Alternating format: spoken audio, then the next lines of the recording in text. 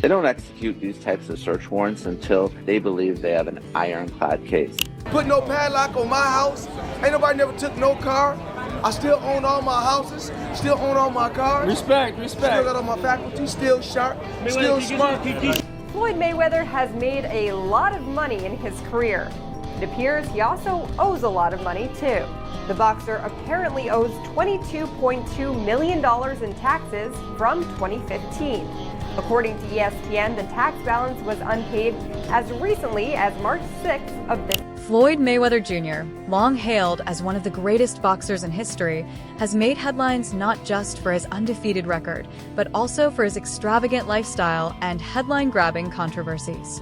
In 2025, however, a dramatic new chapter began to unfold in the life of the boxing icon, one that has gripped the public's attention like never before. According to a series of investigations by the FBI, newly uncovered evidence has surfaced, leading many to speculate that it could mark the beginning of the end for Mayweather's reign of fame and fortune. His reaction to the revelations quickly went viral, igniting a firestorm of debate, controversy, and global intrigue. What I do know, which is where my disappointment comes from. When you are as great as Floyd Money Mayweather, everybody doesn't deserve to be in your space. I know you like to make money. You're never going to stop making money. Very, very few people on the planet know how to make money like you know how to make money. But some of this stuff has got to stop. You want to get Conor McGregor in the ring for an exhibition match, all right, that's fine. You know, Conor sold that. It was great marketing. He's not a boxer, but hey, he was a knockout artist in the UFC. I get it. John Gotti III, I don't know anything about him. I'm not trying to disrespect him. And yes, I'm being smart. I'm not trying to disrespect the grandson of a mobster. Fair enough. But what I'm trying to say is this. When you're great, when you're elite, not just anybody deserves to be in your pristine space. And what I mean by that is I'm not talking about on the street or anything like that. Boxing is your thing. Before diving into the FBI's investigation and the newly surfaced evidence, it's important to first understand the backdrop of Floyd Mayweather Jr.'s life and career. Hailing from Grand Rapids, Michigan, Mayweather turned professional in 1996 and quickly ascended the ranks. By the early 2000s, he had solidified his reputation as one of the most technically gifted and strategically brilliant boxers the sport had ever seen. His undefeated record became a hallmark of his legacy, making him a dominant and respected figure inside the ring. Outside the ropes, however, Mayweather's journey was anything but smooth. His lavish lifestyle, frequent brushes with the law, and polarizing public persona kept him in the media spotlight just as much as his athletic achievements.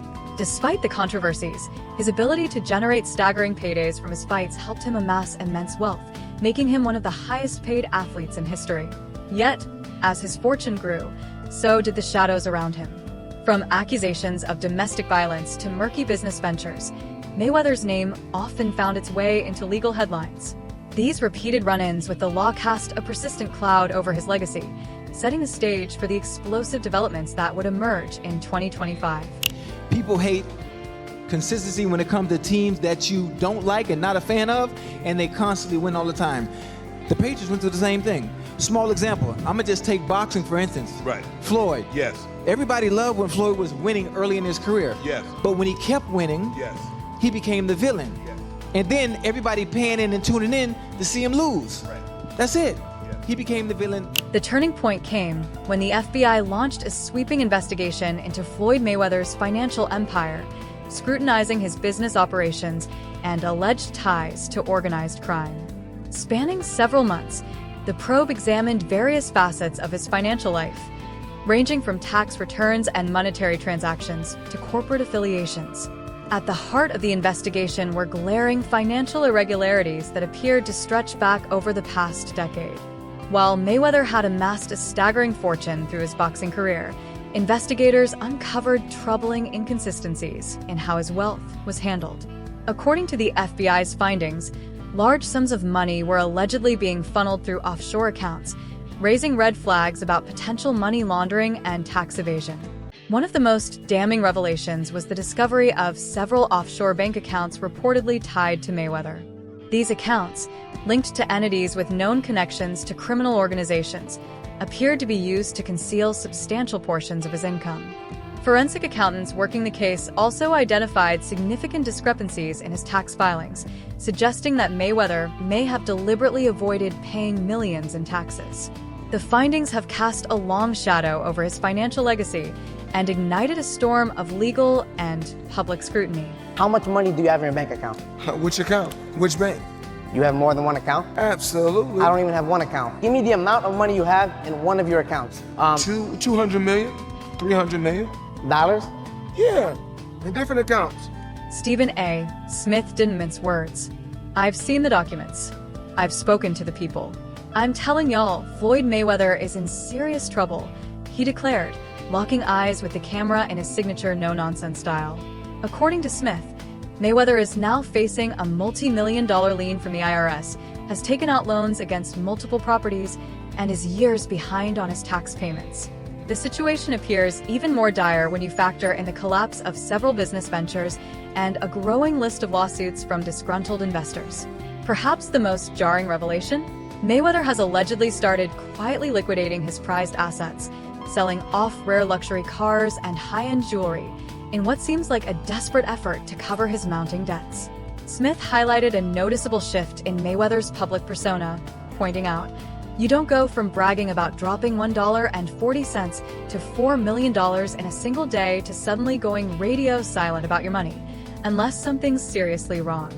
The once boisterous icon of excess, known for showcasing stacks of cash and private jets, has gone uncharacteristically quiet, fueling speculation that the Money Mayweather image may have been little more than smoke and mirrors. Trouble with the IRS is nothing new for Mayweather.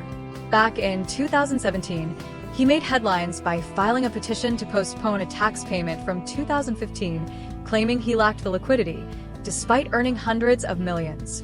At the time, it was dismissed as a calculated financial move. But now, insiders are suggesting that incident was just the beginning of a much deeper financial unraveling. You can trust the news. There's no such thing as fake. I'm working for ESPN. We're broadcasting the Mayweather-McGregor fight live. And to this day, they will tell you that's a record. That's the biggest fight ever. That thing was sold out. That place was, people were dressed up as empty seats. And I mean thousands of people. No. I bought my mother's ticket that day. That day, my mother decides that she wants to go to the fight. So I'm in there and I'm telling the world that this place is sold out because that's what's on the screen. And I go, it's not even close. This isn't like, oh, it's pretty much full. This isn't, there's thousands of empty seats. That was the first time that in my own life I ever just, wow, fake news is real. Wow. And then Mayweather, they wanted a rematch. They were begging. They were doing more media trying to get a rematch than they did leading into the first match. I mean, it's such two big draws. They promoted it so It's well. all anybody was talking about. Yeah, there's still a number.